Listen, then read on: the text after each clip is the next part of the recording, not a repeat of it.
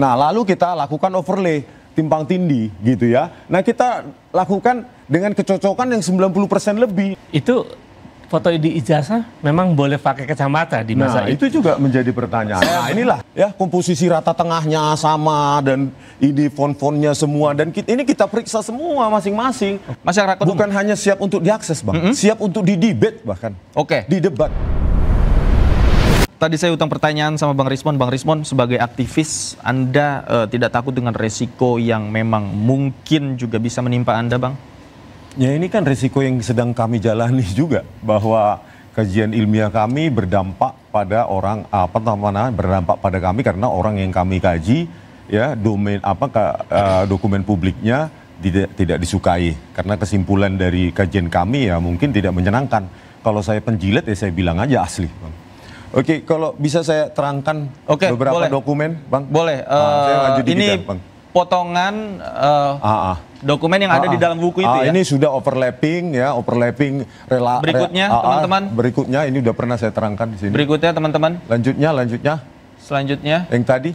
Next page please. Ini stop. Nah, ini kan di atas ini kita pakai 3 atau 4 metode ya, namanya gradient analysis, directional gradient mapping dan lainnya. Pakai deskriptor juga kita lihat di sini bahwa lintasan stempel itu terdeteksi tidak ada, yang seharusnya ya foto dulu baru stempel kan begitu. Nah, di situ tidak ada. Nah, yang berikutnya ini kita lakukan overlay.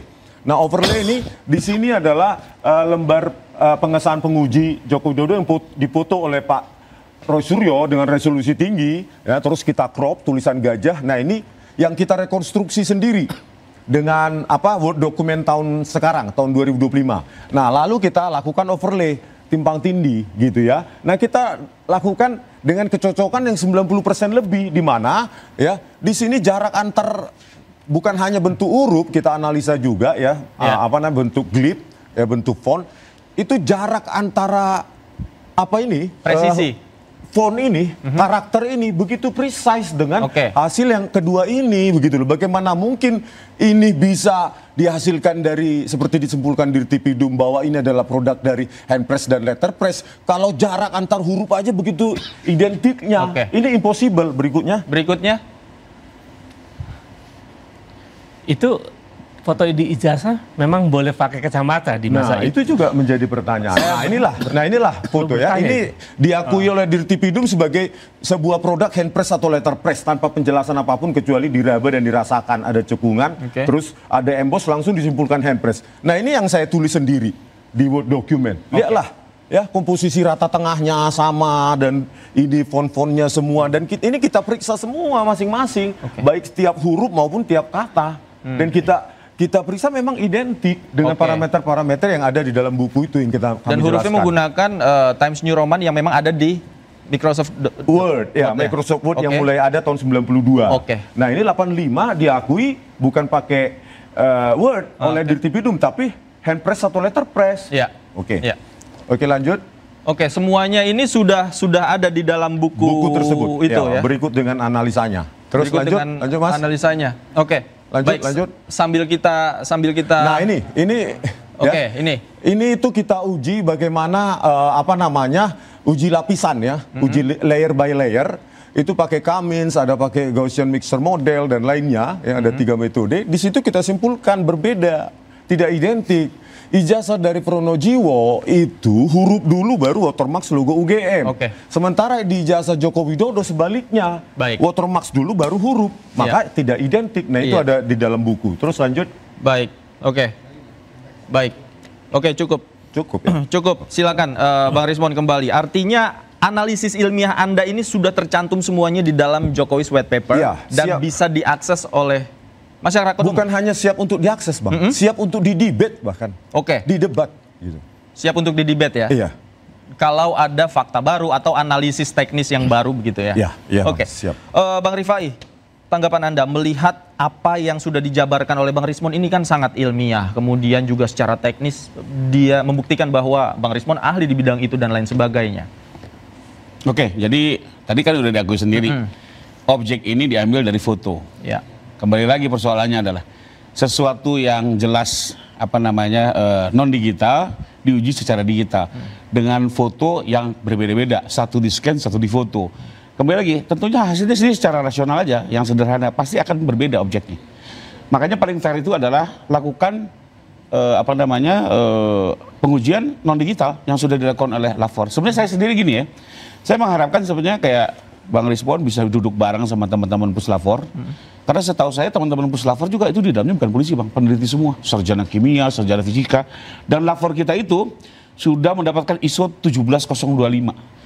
Tiap periode setiap 6 bulan sekali diakreditasikan baik peralatan maupun orangnya. Ya. Jadi mereka juga tentunya akan mempertanggungjawabkan ini secara profesi. Karena kalau sampai ada apa-apa, kan sudah dilakukan pada saat ISO-nya bisa dicabut. Khusus kemarin kan sudah. Problemnya memang belum pernah ketemu. Mungkin kalau ketemu waktu itu memang katanya juga saya nggak tahu juga ya.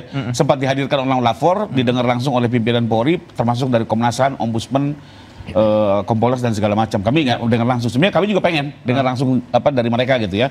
Karena tentu juga mereka akan mempertanggungjawabkan itu semua. Nggak mungkin apalagi ini perkara yang menarik perhatian. Lagi sesuatu yang digital, non digital diuji secara digital dengan objek cara pengambilan yang berbeda-beda, kita khawatir juga ini bermasalah. Kedua, sudah diuji loh yang oleh Lafor, seluruh bukti fisik ini baik dari Fakultas Hukum diambil, Fakultas Ekonomi, taruhlah yang kehutanan rekayasa kan, kembali lagi kan ini kan selalu prasangka ya. Jangan-jangan ya terlalu bicara rekayasa dikumpulkan dari fakultas lain, lebih kurang sama modelnya sudah di Lafor. Nanti tinggal kita lihat hasilnya. Itu mungkin sekilas dari saya. Jadi intinya sebenarnya boleh aja kita lakukan pendalaman bersama gitu ya. Jadi sama-sama bisa kita tahu betul apa sih yang sebenarnya terjadi. Kang Ubed. Ya saya kira cara Bung Rizwan cara yang baik saya kira dalam sebuah proses hukum ya. Sehingga beliau memilih untuk menulis buku ini dan tentu sebagai satu karya ilmiah yang bisa saja orang juga bisa membuat tandingan sebetulnya. Maka menurut saya saran saya kepada teman-teman yang mungkin punya keahlian yang sama, dipersilakan untuk melakukan hal yang sama. Kemudian yang kedua tentu metodologinya bisa berbeda, bisa dengan metodologi yang sama. Lalu objeknya bisa dari objek yang asli. Ini kan persoalannya juga Jokowi tidak pernah menunjukkan yang asli dari tangannya ya kepada publik. Kenapa juga diam-diam dan seterusnya. Jadi sebetulnya menurut saya ini akumulasi dari perjalanan panjang yang citra yang kemudian dibentuk oleh presiden sendiri. Jadi ini sebenarnya posisi yang ditulis ini Jokowi sebagai presiden ya. Yang kemudian orang mengatakan ya beberapa kali Pak Jokowi melakukan kebohongan begitu. Sehingga hampir seluruh apa yang dilakukan itu orang tidak percaya. Akhirnya menimbulkan multi interpretasi oleh masyarakat ya. Boleh silakan disingkat saja. Soal yang tadi kebohongan ya perlu saya klarifikasi. Jadi itu faktanya saya lihat langsung IPK beliau 3,05. Tapi bahwa dalam pidato mengaku 2, ini kan budaya Jawa. Satu. Kedua soal pembimbing Bang, saya perlu klarifikasi. Jadi gini. Nyatanya itu memang beliau pembimbing akademik. Dan saya sempat tanya sama beliau, kenapa sih waktu itu menyebut nama? Waktu itu kan pembimbing skripsi saya sudah tidak ada, sudah meninggal. Ada pembimbing akademik di situ. Akhirnya disebut situ. Dan secara jujur dia bilang dia banyak dibantu oleh Pak Kaspujo. Saya berikan kesempatan Bang Norman deh. Dalam ilmu gitu. Jadi kita saya harus adil Bapak. Saya harus berikan kesempatan apresiasi. Dan tidak ada Bang Norman.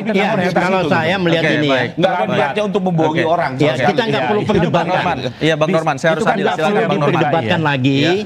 Karena urusannya beliau ini juga sudah di kepolisian. Masalah buku kita hormatin bukunya. Walaupun isinya mungkin kita tidak sependapat. Tapi ini karya ilmiah. Iya kan? Nah jadi saya berharap juga, harapan saya benar-benar diundang kita-kita ini untuk debat. Ini sudah. Jangan orangnya abang, kalau orangnya abang pasti oke-oke aja gitu. Nanti kita akan lanjutkan debat di lain waktu. Terima kasih Bapak-bapak, Bang Rizwan terima kasih, Bang Ubed terima kasih, Bang Rifai, Bang Norman terima kasih banyak sudah bergabung bersama kami dari Jokowi Undercover hingga Jokowi White Paper.